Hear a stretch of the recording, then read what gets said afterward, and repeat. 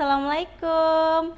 Ketemu lagi di acara Berbinar, berbincang bersama narasumber.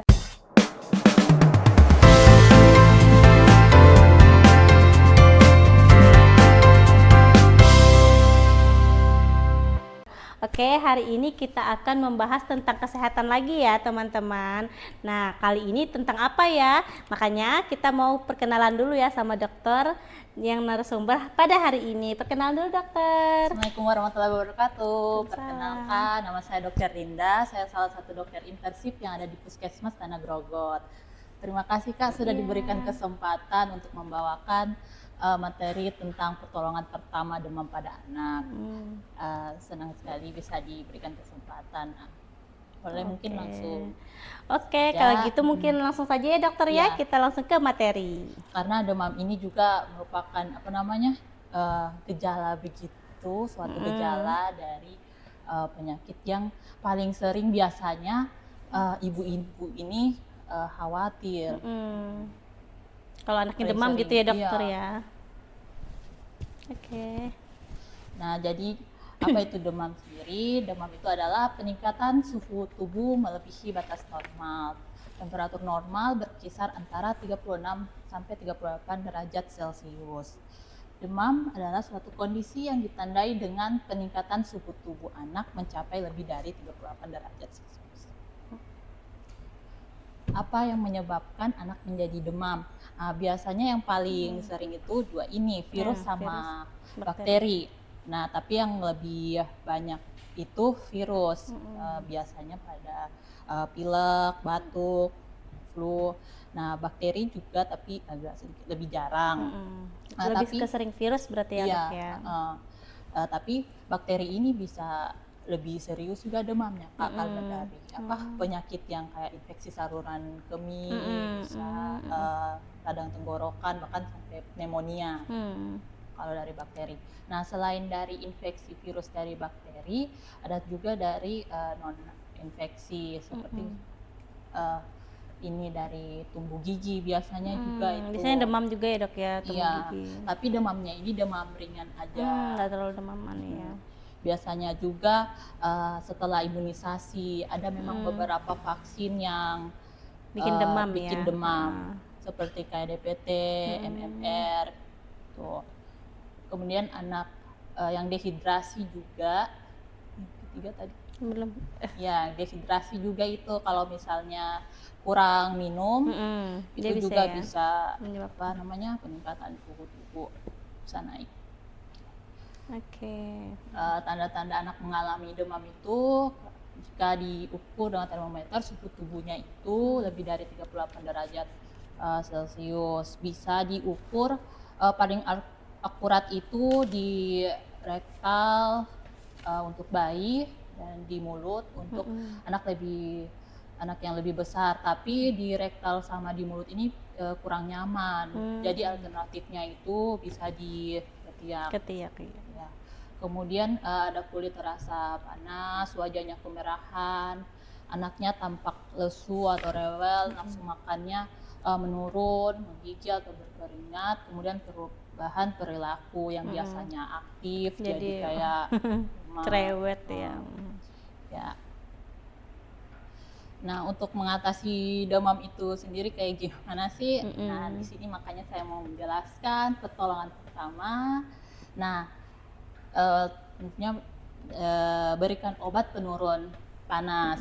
Ada 2, paracetamol sama ibuprofen. Nah, paracetamol ini dapat diberikan dalam bentuk drop, sirup, sama tablet.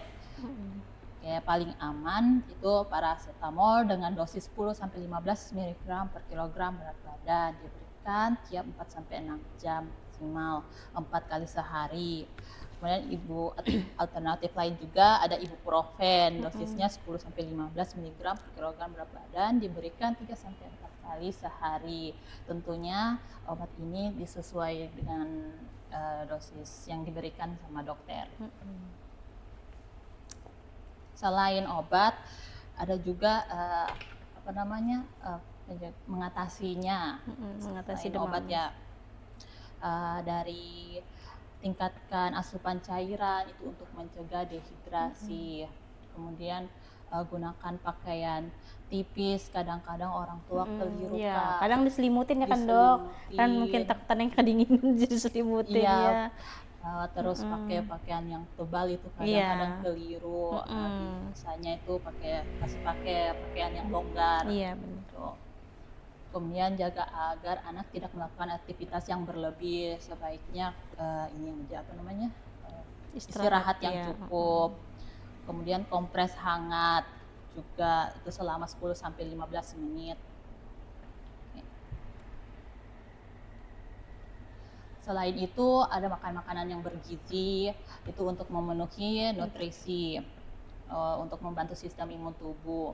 Kemudian imunisasi dasar lengkap. Oke.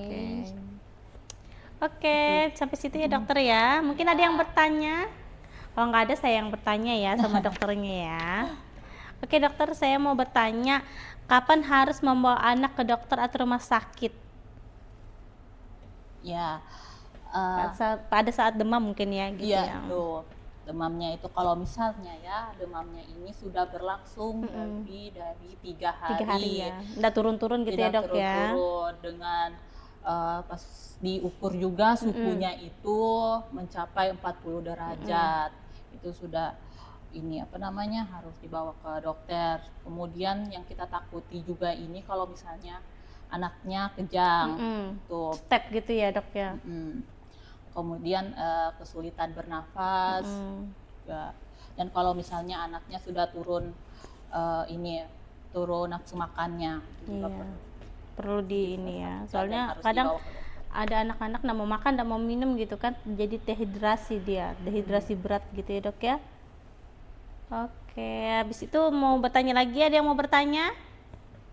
Nggak ada? Kalau gitu saya lagi ya yang bertanya ya sama dokternya ya. Apa yang akan terjadi jika demam tidak ditangani nih dok?